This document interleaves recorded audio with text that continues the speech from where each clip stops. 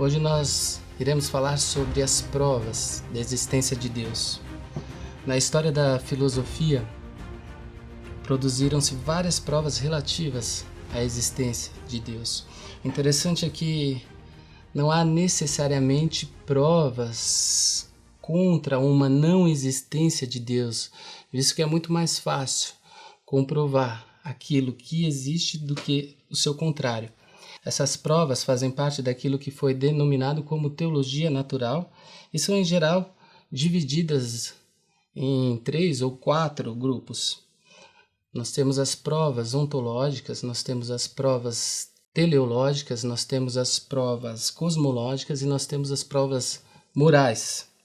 Por exemplo, as provas ontológicas estão baseadas na ideia do Deus metafísico, sendo sua existência deduzida diretamente da sua essência, na abstração do pensamento, um pensamento que nós chamamos de a priori, de indutivo.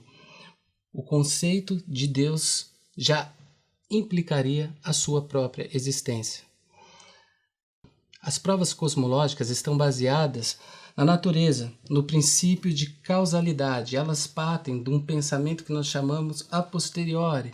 Elas partem daquilo que existe para dentro de um princípio de causalidade chegar a uma causa primeira, que seria Deus. Se há coisas no mundo que estão em constante mudança, teria de haver, então, essa causa primeira para que essas mudanças, que não é causada por nada, pudesse justamente colocar em movimento todas essas outras coisas. Nós temos as provas teleológicas, que estão baseadas justamente na ordem das coisas e no princípio de finalidade. O mundo se pareceria com uma grande máquina onde cada peça teria o seu objetivo para que ele funcionasse. E essa máquina, ela seria produzida então por um designer inteligente. Uma variação das provas teleológicas são as provas também antropológicas, que chegam a Deus a partir da vocação humana. Nós temos também as provas morais, que se relacionam ao moral, o bom comportamento, a ação justa com a vontade de Deus. Na antiguidade, onde Deus era amplo e múltiplo, é possível encontrar diversos argumentos a favor dessa existência. Por exemplo, de Deus em Platão. Em Platão, podemos observar a existência de Deus a partir do princípio de movimento. Há um princípio universal do movimento que não é movido por nada, movendo-se a si mesmo um motor supremo. Outro exemplo é a ideia de causalidade. Se todas as coisas têm uma causa que também tem, por sua vez, uma outra causa, que por sua vez também tem uma outra causa, remontando assim a uma causa primeira, fonte de todas as outras. Se essa causa primeira ela tivesse uma outra causa, nada existiria, porque é preciso de uma causa que gere todo um movimento para que se haja as outras consequências de sua causa. Um exemplo da prova ontológica em Platão é a ideia de ordem.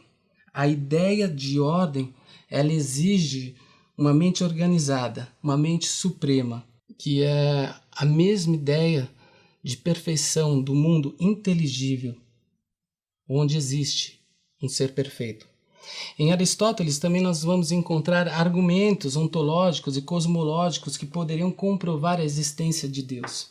Onde houver graus de bondade, haverá também algo de ótimo, diz Aristóteles. Ora, entre as coisas existentes, constatamos que algumas são melhores do que outras. Portanto, existe uma coisa que é ótima, que é necessariamente divina. Então, Aristóteles parte também desse pensamento a posteriori, a partir do fenômeno da existência, para chegar a uma ideia de perfeição e assim comprovar a existência de um Deus, de um divino ou de um motor que a tudo move. A Rádio Transmundial é um veículo de comunicação presente em 80% do planeta e que tem como objetivo levar as boas novas do Evangelho aos que não a conhecem, bem como dar crescimento e maturidade cristã àqueles que desejam servir a Deus de forma integral.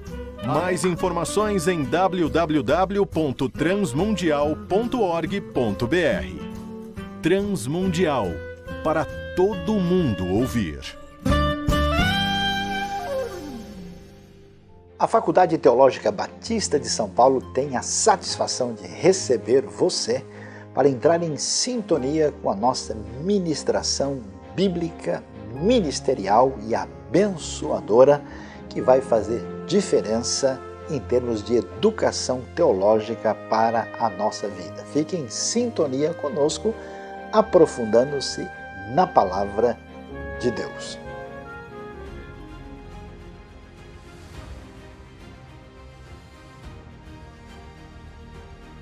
Na Idade Média, nós temos grandes nomes também que construíram provas sobre a existência de Deus.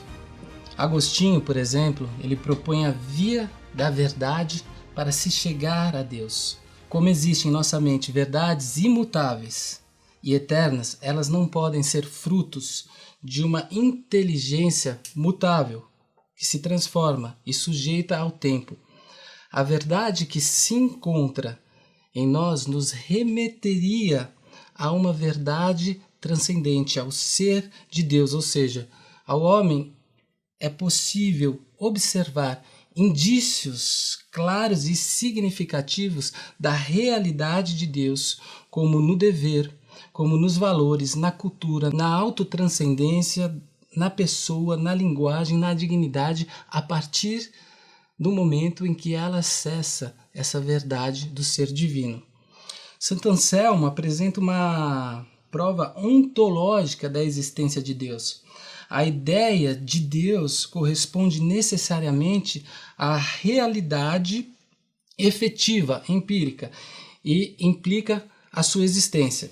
Embora outros filósofos, como Descartes, Leibniz, apresentem argumentos ontológicos extremamente racionais para a existência de Deus, até reduzindo Deus a um padrão de racionalidade, Santo Anselmo ele se torna mais conhecido entre eles na questão da prova da existência de Deus como argumento ontológico. A ideia que temos de Deus para Santo Anselmo é um ser, ou é de um ser sobre o qual não se possa pensar nada maior do que ele. Portanto, ele não pode existir apenas no intelecto, mas também tem que existir na realidade. Senão seria possível pensar algo maior do que Deus, maior do que ele, já que o que existe na realidade é maior e mais perfeito do que o que existe apenas no pensamento.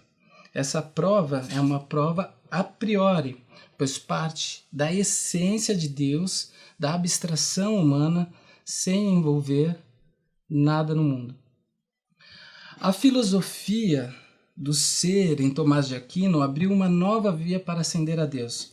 A prova ontológica da existência de Deus de Tomás de Aquino é diferente da prova ontológica de Santo Anselmo, porque não se baseia na essência, mas no ser.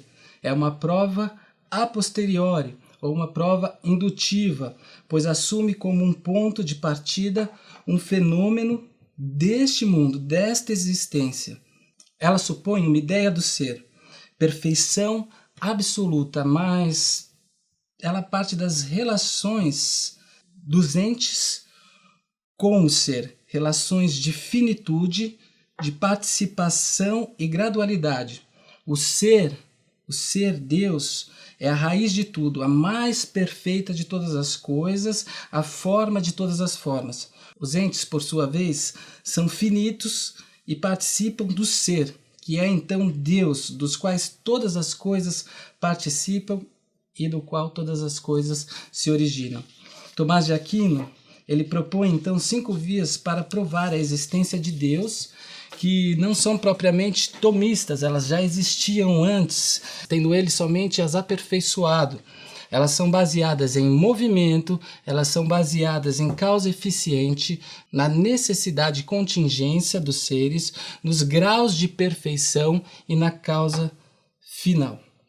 Nós poderíamos mencionar outros filósofos que abordaram o tema na modernidade. Descartes, que chega a provar a existência de Deus tanto a priori quanto a posteriori. Spinoza, que prova a existência de Deus a priori, relacionando-a com a substância. Leibniz, que vê Deus como uma possibilidade singularíssima e que implica a sua existência. Se há possibilidade para Leibniz, é porque existe.